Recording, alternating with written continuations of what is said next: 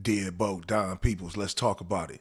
So let's get into my man Puff Daddy, Puff Juice, Ciroc Boy, Love, Diddy in the news, taking a bash in the last few weeks from former bad boy label mates about him being a shitty CEO, taking money, destroying dreams, and mishandling legacies. So I think, with Puff, man, it's crazy because I always knew, being an historian of hip hop and just going through the whole motion with Puff over all these years, that a lot of the dirt from Bad Boy past would come back to haunt Puff. A lot of people came up under the Puff Daddy tree. Mace and Betha obviously dropping the diss song to Puff and, airing the dirty laundry. Now, half of this can be for clout. Obviously, Puffy is still a major player in hip hop and one of the gatekeepers. But this also can be the truth coming to light and, biting Puff in the ass, so to speak. And, Mace had a lot to say, but he also, gave an interview about why he did it and, just the different things that was on his chest. And, he went into the whole Big situation and, bringing that situation back up about, Puff not taking care of Big's daughter and really not doing what he supposed to do for Big and his legacy and just milking the bread off of it, so to speak. And, you know, Big's daughter came out about it, obviously, because, Puff had gave a, 60 to 70 tickets to his people to come kick it and celebrate, in Madison Square Garden and, the whole nine. And, he didn't give Big's daughter any tickets. And, obviously that's a slap in the face to Big. And, quite frankly, since Big has been gone, Puff ain't really handled it 110% solid. You would think that his son or, Big's daughter or, somebody of that nature would have had a position at the company or would be, getting money and making money, 25 years later. But, with all the things coming out, from the son and also with the daughter, especially her, it's sad because Big is the reason why you're here today. And, to see how that situation panned out, man, it's terrible. And, you would have wished it would have got handled a lot differently, especially since he went to the club on your merit. It's a lot of blood on your hands about that. And with Gene Deal, for y'all who ain't hip, y'all go check him out on YouTube. The security guard, from what he's saying, a lot of other people say, you really got some explaining to do. But obviously, like I said, the daughter has spoke out, had a lot to say about that situation. Obviously, she's hurt. She probably looking at you like Big Uncle Puff, like you gonna take care of us, you gonna make sure we good. Like they shouldn't want for nothing because you a billionaire. So, a lot of that money, a lot of that clout came off of Big's family. You being a part of movies and, eating off his catalog for all these years. And it wasn't no secret that you and Big really wasn't on the best terms right before Big untimely demise. He was planning on leaving, him and Chris Lighty, they were doing a Violator thing. And, they had got Cam and they was getting ready to be in position. Obviously the Locks, they had a lot of things on their plate. And then, all of a sudden Big gets lured out to LA and, all of a sudden, the rest is history. But it makes you wonder because he was pretty much going to take the whole Bad Boy roster with him. Kim was going, obviously the whole Junior Mafia. The Locks never would have made it to Bad Boy because they was dealing with Puff. Obviously he had Cam and, that whole situation.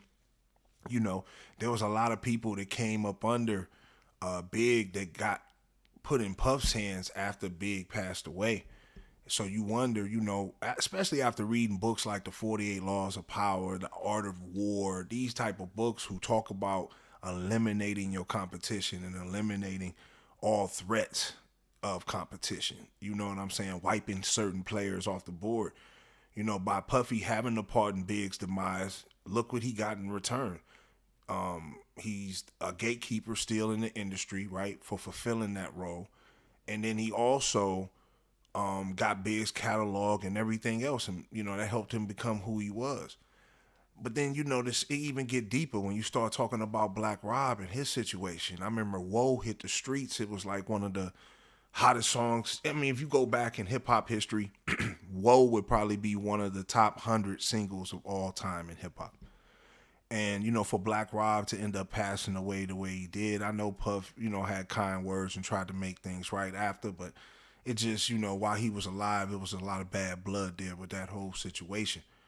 And then, obviously we got my man the Locks. Now, they play it cool because, like I said, Puff's a gatekeeper. So they ain't about to go super hard on Puff because they still in the industry. They still making their bread.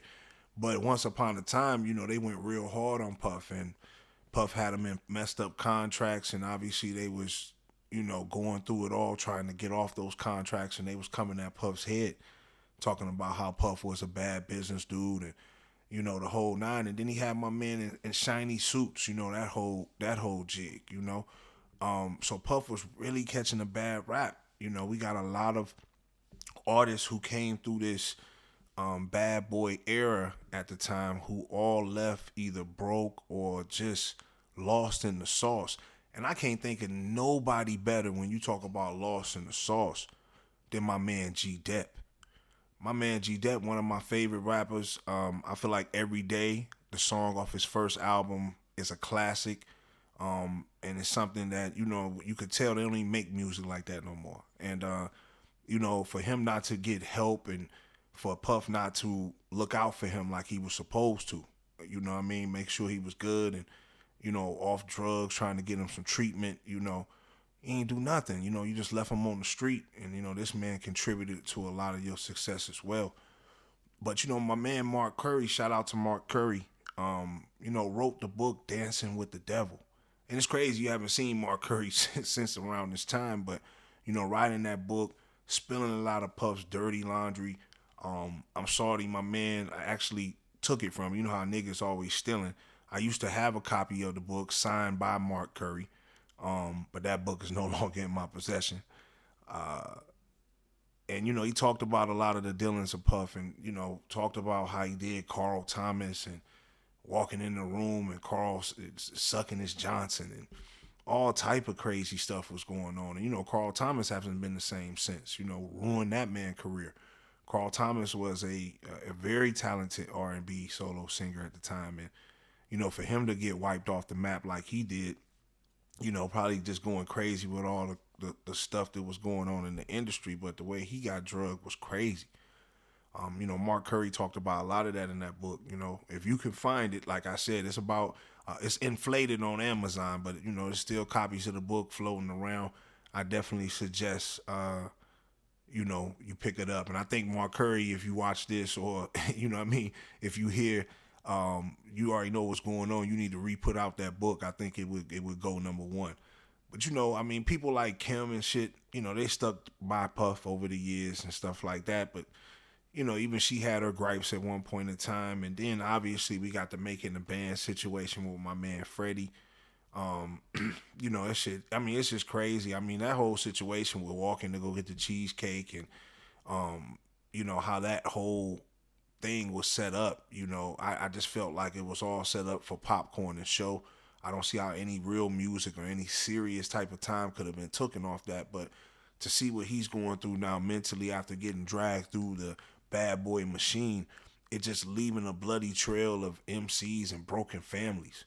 And, people who are not able to suffice after the whole fact. And so when you go from the early stages of Bad Boy to going into present day and, stuff like that, Puffy really, I would say who really saved Puffy, and I think who he owes his career resurrection to, because Puffy was on the downslide. Nobody really wasn't checking for Puffy at one point in time. He was okay. I think, he was still on Dancing Puff and, going around, take that, that whole Puff, type of time. That was really starting to fade out. But, I think what really got Puff back into the good graces of, say, like the people is when he got with Rick Ross. And then, came with this whole money making Mitch. He gonna braggadoce and talk that type of time. He kind of seen a resurrection in Puff. And, he unlocked the soul of Big because, at one point in time, Ross was imitating everything Big, from his ad libs to just cadence and the whole nine. And it's like he unlocked the spirit box and gave that to Ross because that resurrected both of their careers. Ross was just coming off a battle with 50 Cent. So, his career was in the mud, getting exposed as a correctional officer and, his baby mama being, having a porn out, 50 taking his other baby mama shopping. So he needed Puff and Puff needed Rick. And when both of them resurrected each other's career, he was using Big's whole little thing, and it felt like Big and Puff all over again, resurrected. And then right after that, he scored again with French Montana, and that whole situation. Even though French has been around, just like Ross, both of them have been around, been through other camps, labels and shit like that. And Puff, kind of took French and, put him up under his wing, gave him a little sauce. And again, Puff, benefited from French because French was dropping hits. So it was a good look. So Puff was starting to come back into the mainstream graces. He kind of got in his bag a little bit. And now the rest is history. And now Puff stands where he's at. And like his legacy, you can look at it as, okay, yeah, he's a music mogul, he's an entrepreneur, obviously Grammy nominated, Grammy award winning producer and songwriter and all this type of stuff, right? All these different accolades. But you can't erase your past and kind of like how you did your team. Like how people, from, how you came up and all the necks you stepped on to get where you're at. There's a couple of people who still rock with you from your past, but a lot of your day ones, a lot of your artists, and we understand it's a business. Once artists fade out, they get pushed to the side and, stuff like that. But just the way that they were done, not receiving royalties and, residuals off their music. For Big, basically to die broke. For Craig Mack, basically to die broke. I mean, these is brothers that gave you your career. Put you in position along with you putting them in position. But, I just think it's more loyalty that should be, given from your, when it comes to your day ones and, ones that help you get the bag, even though their music might fade, there's positions for them. And, if they're not around and they're not on this earth, you could take care of their families and, because you're a billionaire. When you got that type of money, shouldn't nobody hurt that means something to you or meant something to your journey. And I think when you look back on Puff's journey, I think this is why all this is coming out, because a lot of people lately have been getting Puff his roses. He's a legend and, a living legend, still breathing.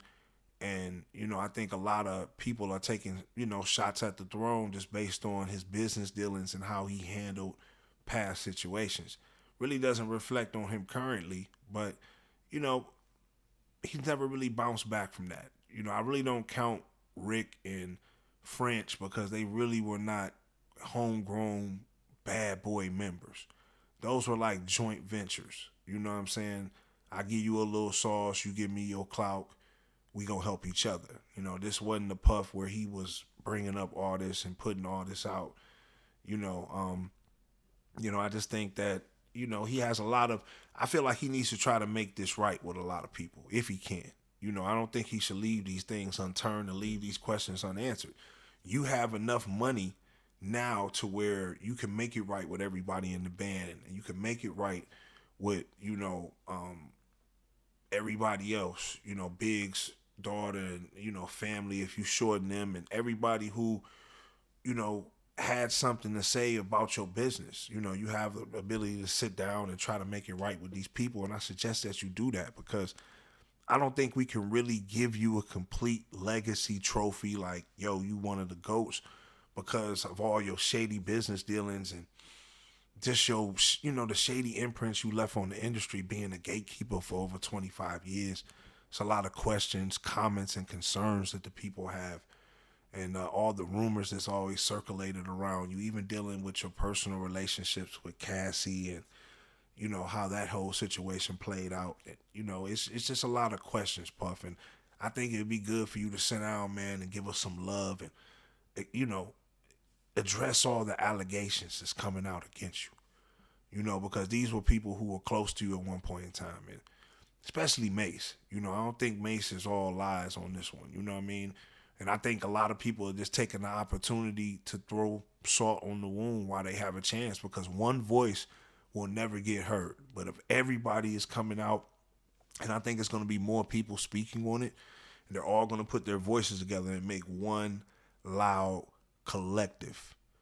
But I want y'all to get in the comment box, man, and let me know what y'all think. Do y'all feel like Puff's legacy is in danger from the allegations that's coming out from his past about his shady business dealings, all the secrets in the closet, the whole nine?